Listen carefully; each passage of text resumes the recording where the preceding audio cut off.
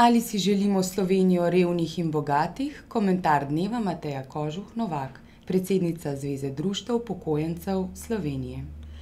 Dober dan želim.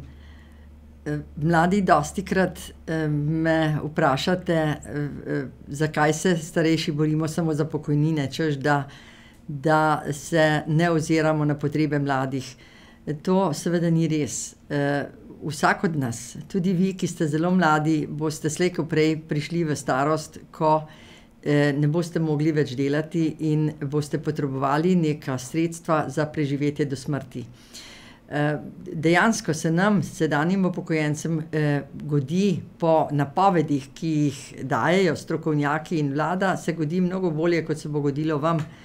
Ker napovedujejo, da bodo države spremenile in že spreminjajo pokojninski sistem tako, da boste morali večino denarja za stare dni, ko boste res potrebovali pomoč, preskrbeti sami.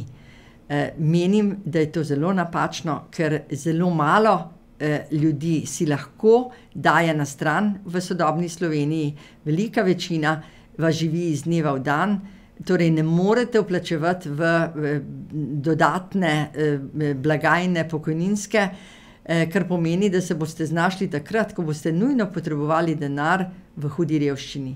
Trdim, da Slovenija ne sme biti dežela revnih in bogatih.